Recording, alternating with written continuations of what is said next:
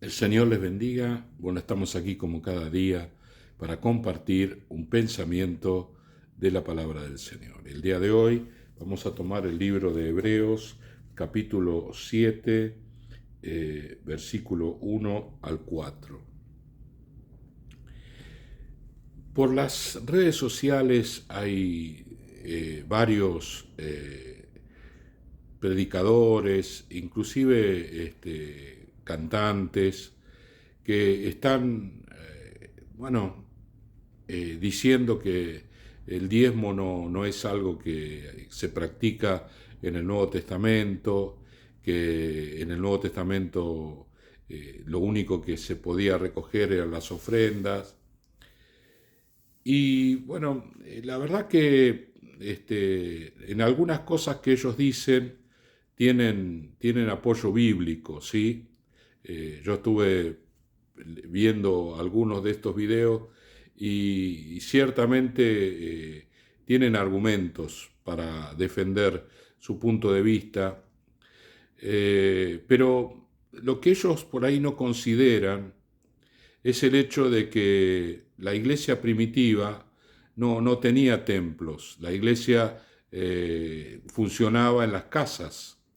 Entonces no era necesario pedir el diezmo porque tener tanto dinero en las arcas de los pastores que estaban a cargo de esas casas hubiese sido un problema, ¿sí? Porque realmente hubiese sido un inconveniente, eh, podía ser un tropiezo para varios. Y las ofrendas se utilizaban casi exclusivamente para el sostenimiento de los predicadores itinerantes que iban de ciudad en ciudad predicando la palabra del Señor, afirmando a los creyentes de cada lugar y si no había iglesia o casa donde se predicara la palabra, hacer funcionar una casa, crear una iglesia. Y entonces el dinero lo recibían estos predicadores para su mantenimiento. El apóstol Pablo afirma que él recibía estas ofrendas, pero que también él trabajaba porque para él era una bendición poder, en realidad lo que hacía era tiendas, ¿no? Hacía unas carpas donde muchos vivían cuando se trasladaban de un lado al otro. Era un trabajo que no le llevaba tanto tiempo, él podía gobernar sus horarios y aparte le generaba un ingreso económico, ¿sí? Cuando el tiempo pasa y la iglesia pasa a estar en un salón, en un lugar, ya sea comprado o alquilado, la iglesia tiene gastos. La iglesia tiene gastos, el sostenimiento pastoral o de los pastores que estuviere la iglesia, pero además de eso los gastos de luz, de servicio, la compra de insumos, que como las sillas, como las cosas que tienen que ver con el sonido, en fin, un montón de gastos, ¿no? Que con las ofrendas de ninguna manera se podría llegar a cubrir. Si nosotros exclusivamente lo único que hacemos es recoger ofrenda, sería una muerte lenta de la obra del Señor en todas partes del mundo, porque es necesario el dinero para poder avanzar, para poder comprar o alquilar o hacer lo que sea necesario. Y la verdad es que cada persona que da su ofrenda, o mejor dicho, la persona que da su diezmo, el Señor le suple ese porcentaje, que es un porcentaje alto, sobre todo para aquellos que tienen un sueldo pequeño, realmente es un milagro del Señor que el Señor les haga alcanzar el 90% y lo extienda, ¿no? Realmente vemos la mano del Señor y hay hermanos que tienen un sueldo no muy grande y son fieles en sus diezmos y bueno, construyen en su casa, compran autos, se van de vacaciones. ¿Cómo hacen? Y la verdad que no sé, pero eso es una respuesta de parte de Dios, un respaldo de parte de Dios. Dios no está en contra de dar el diezmo, Dios no desaprueba el dar el diezmo. Al contrario, el Señor, al dador alegre, al que da con corazón dispuesto, ese es bendecido. Yo quiero leer un pasaje que es un poco complicado porque tiene que ver con la doctrina, pero vamos a tratar de explicarlo. Dice, versículo 1, capítulo 7 de Hebreos, porque este Melquisedec, rey de Salem, sacerdote del Dios Altísimo, que salió a recibir a Abraham que volvía de la derrota de los reyes y le bendijo, a quien asimismo dio a Abraham los diezmos de todo.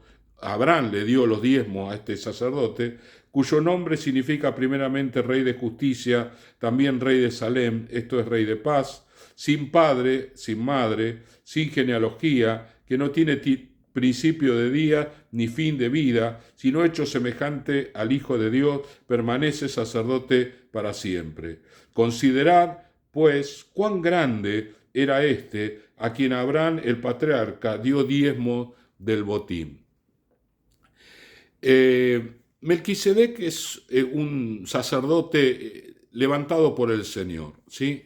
Los sacerdotes en el Antiguo Testamento eran los miembros de la tribu de Leví, y el sumo sacerdote también era levantado de esa misma tribu, y ellos eran los encargados de recoger los diezmos, porque los diezmos eran para el sostenimiento de esa tribu. La tribu tenía que encargarse de enseñar la palabra a todas las demás tribus y no tenía que estar ocupándose de mover la tierra, trabajar la tierra y cultivar y tener ganado, sino que con los diezmos tenía que sustentarse y vivir, y el pueblo de Israel así lo entendía. Estos que están en contra del diezmo dicen que esto se terminó. ¿Por qué? Porque Jesucristo es sumo sacerdote, pero no pertenece a la tribu de Leví. Entonces esto queda cancelado, ya no hay que pedir más el diezmo. El diezmo era para los levitas, en el Nuevo Testamento ya la cosa es diferente. Pero la palabra del Señor en este capítulo 7 argumenta de que Jesús es sumo sacerdote de acuerdo al orden de Melquisedec. ¿Cuál es el orden de Melquisedec? Que él era alguien ordenado por Dios, que no era hereditario como eran los levitas, que lo había recibido de parte del Señor y que tenía una autoridad genuina, porque Abraham le dio los diezmos a Melquisedec. Estos que están en contra del diezmo dicen que en aquellos tiempos era acostumbrado dar el diezmo porque era algo que se estilaba en todas las religiones, ¿sí? Pero la palabra del Señor nos aclara esto en el Nuevo Testamento, de que Abraham, antes de los levitas, le dio los diezmos a Melquisedec. Y en el mismo capítulo dice que Jesucristo es sacerdote o sumo sacerdote según el orden de Melquisedec. Un orden divino, un orden ordenado por el Señor. Pero Abraham, que era el patriarca, le dio los diezmos. Entonces, recoger los diezmos no es algo exclusivamente del Antiguo Testamento, porque está escrito en el Nuevo. Aunque es un episodio del Antiguo Testamento, está escrito en el Nuevo. Y entonces a nosotros nos faculta, nos da la posibilidad de recoger los diezmos y para el sostenimiento de la iglesia. Cada congregación decide cómo administra ese dinero que no es propio, no le pertenece al pastor, no le pertenece a los hermanos de la iglesia, es de Dios y uno tiene que administrarlo con temor y reverencia porque sabe que no es un dinero propio. Es como si uno trabajara en un banco, ¿no? Está en la caja de un banco y ahí le entra dinero y ve un montón de plata, pero la persona sabe que ese dinero no le pertenece, no corresponde que toque absolutamente nada.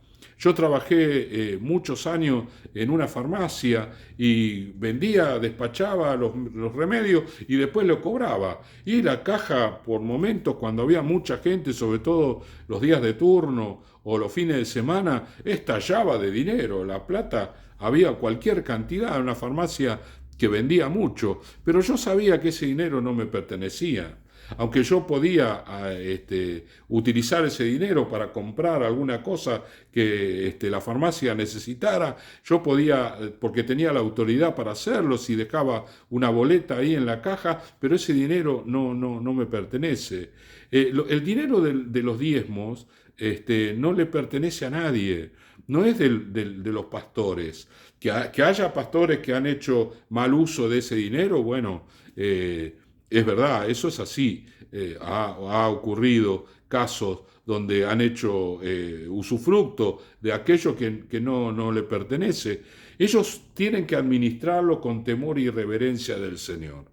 Y el Señor bendice económicamente la iglesia y a los miembros de la iglesia cuando se administra bien económicamente el dinero de la iglesia.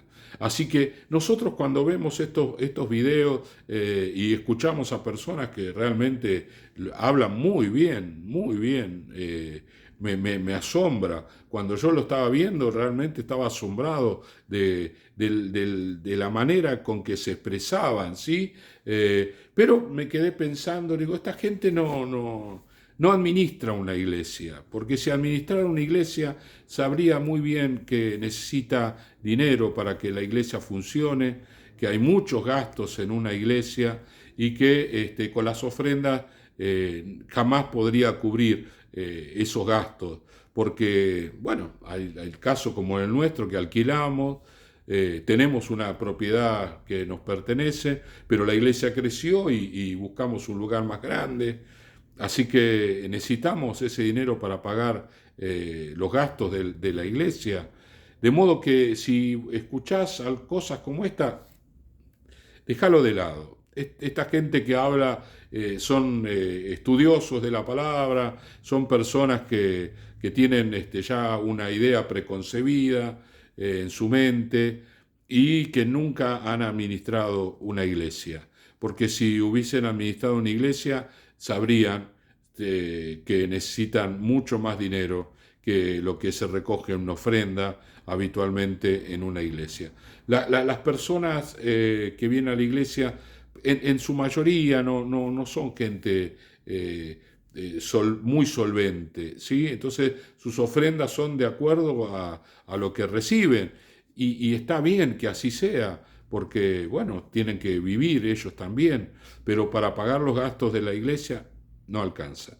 Por eso, tomate de esta palabra. El mismo Abraham dio los diezmos a Melquisedec, un sacerdote levantado por la voluntad del Señor, y Jesucristo viene a ser, porque lo dice el mismo capítulo, sacerdote según el orden de Melquisedec y no el de Leví. Entonces se puede recoger los diezmos en la iglesia. El Señor, vamos a orar. Señor y Padre, gracias te damos en esta hora. Oramos, Señor, por todos los fieles, Señor, por todas las personas que están dando fielmente su diezmo en la iglesia, sus ofrendas de manera generosa, porque eso permite, Señor, el que la iglesia se mantenga, se solvente, Señor, en el nombre de Jesús. Señor, bendícelo y multiplícale, como dice tu palabra, Señor, que tú bendices al dador alegre, Señor, que todo aquel que siembra generosamente va a cosechar. Gracias te damos por todo ello, Señor. Oh Dios mío, en el nombre de Jesús. Amén, amén y amén. El Señor le bendiga.